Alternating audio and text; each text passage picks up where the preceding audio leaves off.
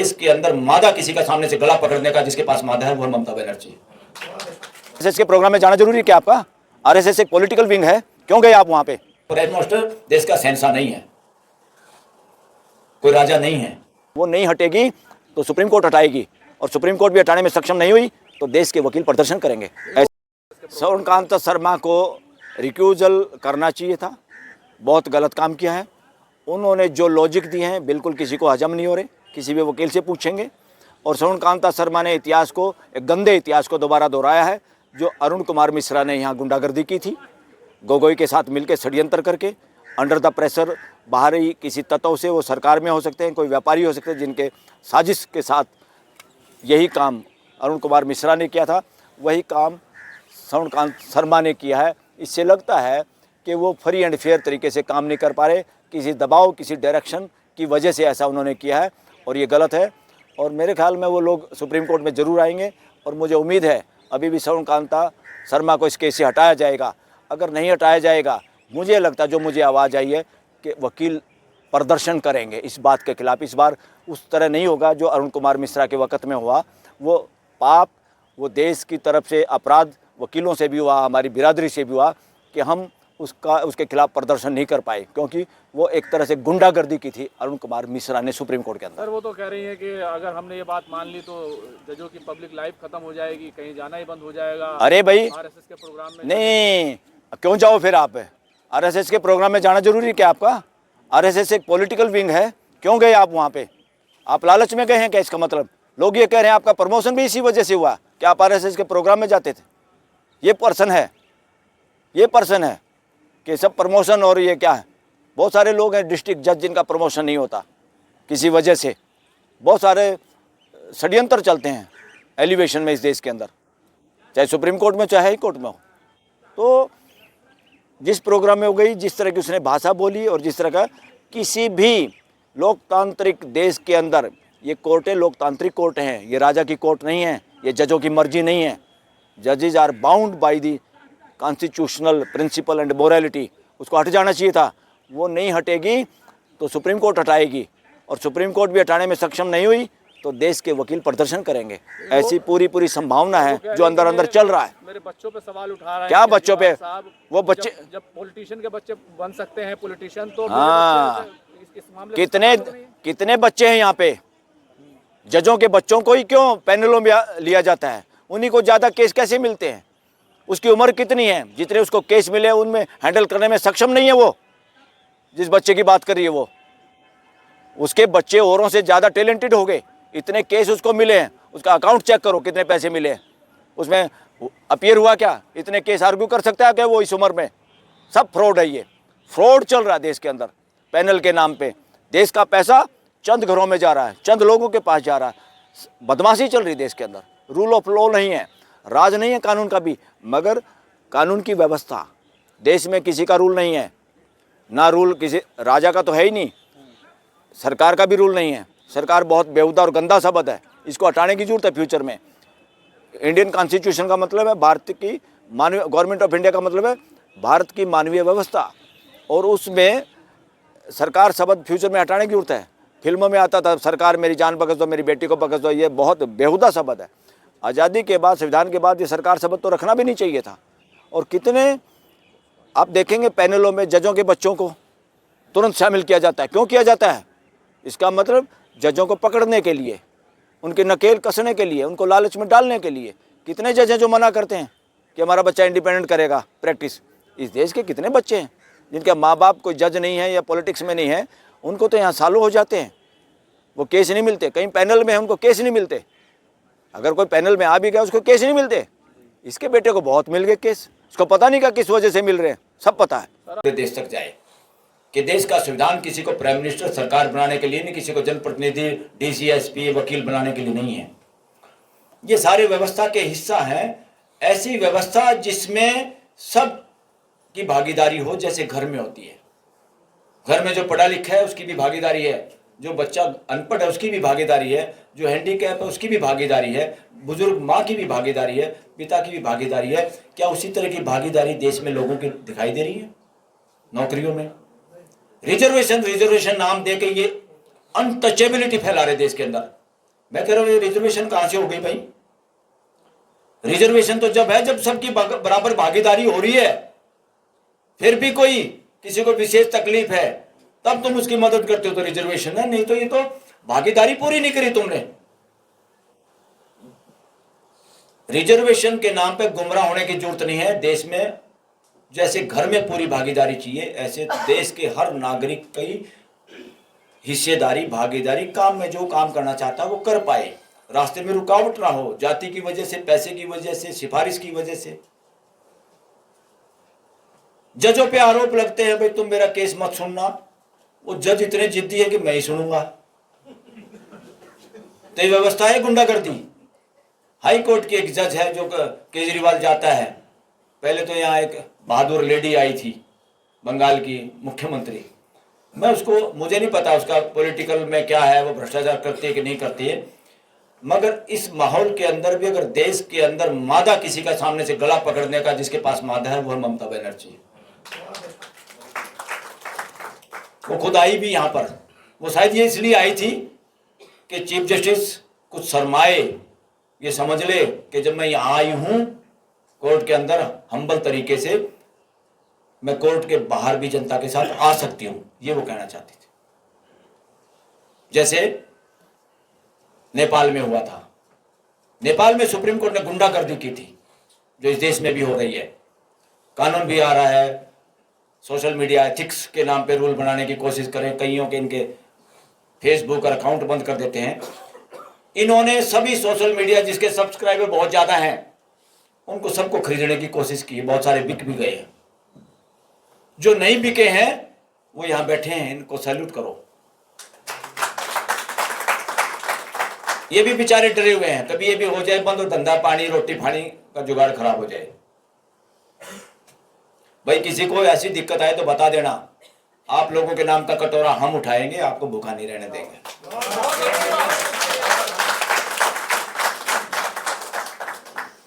यही तो देश की रीढ़ की हड्डी है, जो देश के लोग बोलना चाहते हैं उसको डायरेक्ट देश के लोगों तक पहुंचा देते हैं। ये असली मीडिया का काम, माध्यम।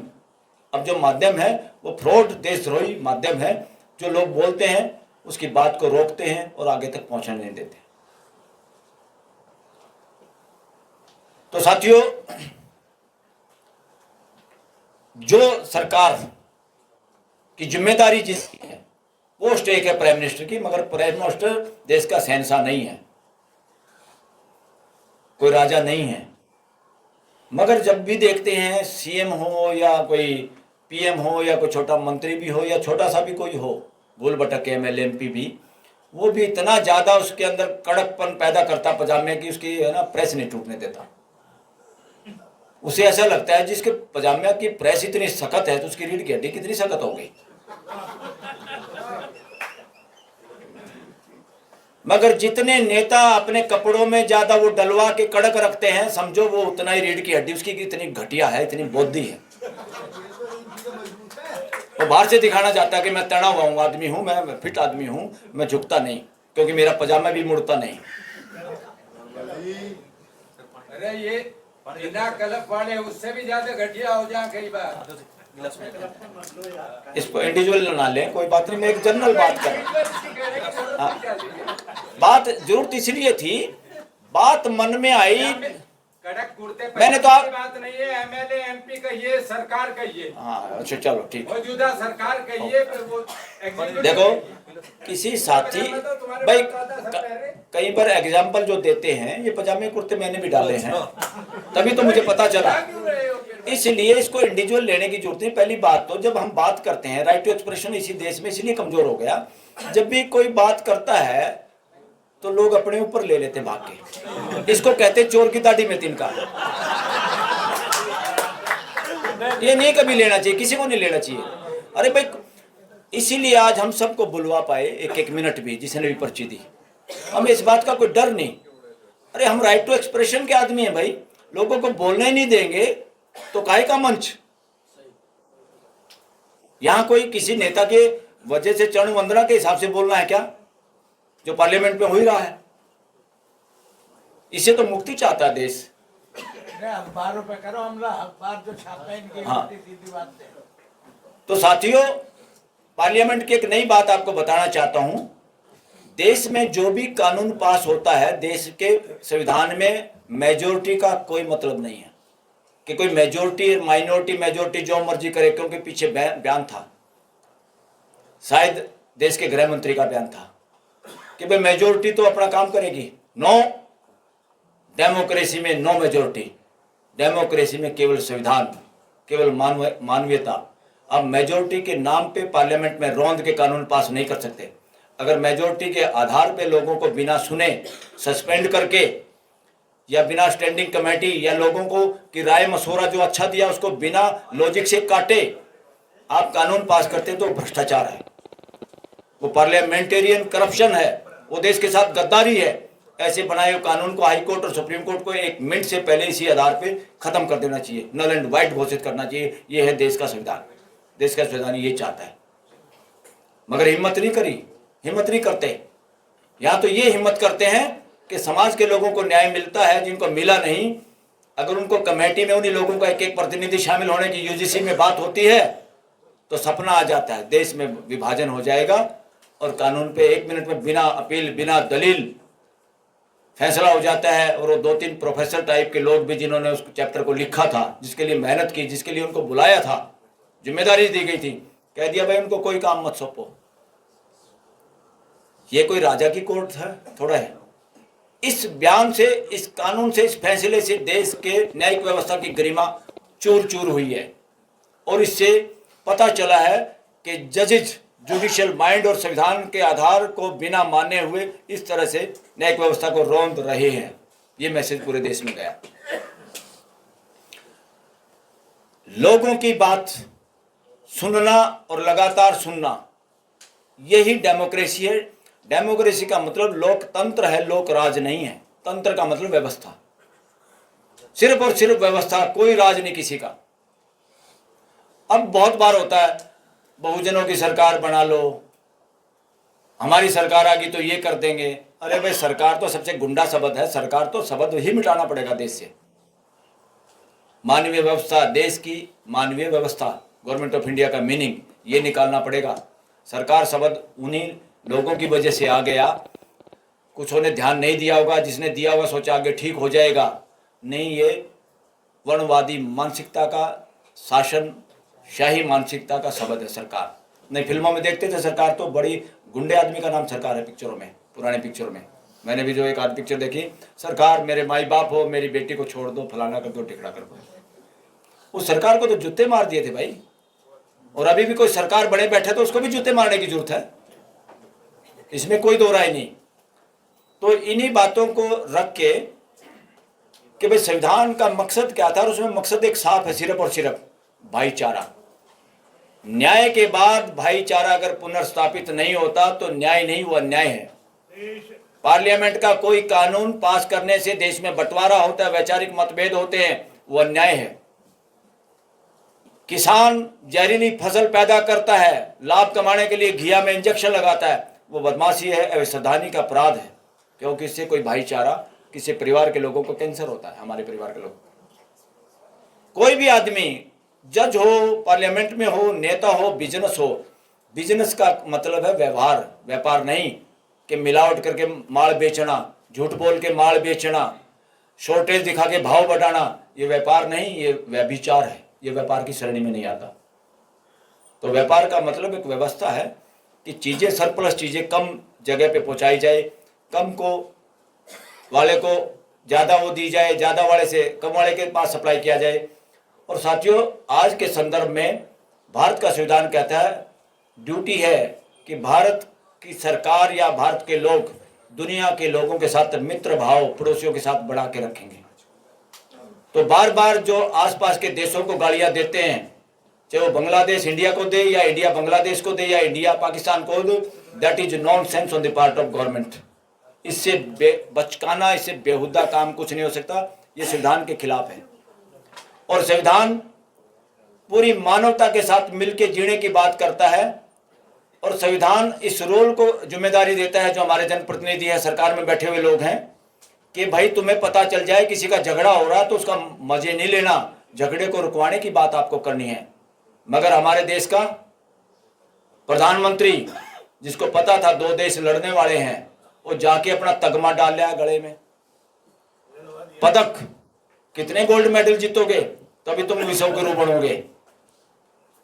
विश्व गुरु वो होता है जो मानवता के लिए काम करता है। विश्व गुरु है जो पूरी दुनिया के भाईचारे के लिए काम करता है। धार्मिक ग्रंथ वो होता है पूरे दुनिया के मिलाने का काम करता है। धार्मिक व्यक्ति वो होता है जो पूरी दुनिया के साथ जीना जिसको आता है। यूनिवर्सिटी वो होती है जहाँ पूरे यूनिवर्स के साथ जीना सिखाया जाता है। यूनिवर्सिटी की डिग्री तभी सार्थक है जब युवाओं को डिग्री के बाद पूरी मानव जाति के साथ और प्रकृति के साथ जीना आ जाए, सबके साथ सामंजस्य के साथ जीने की योग्यता आ जाए। वो यूनिवर्सिटी की डिग्री है। यूनिवर्सिटी की डिग्री लेके प्रोफेसर नकली दर्जे से लगने का काम यूनिवर्सिटी की डिग्री नहीं है। तो साथियों, देश को मानवीय व्यवस्था की तरफ ले जाने में हम सब ने योगदान देना है। जहाँ भी मानवीय व्यवस्था की बात नहीं होती सबको बोलना है।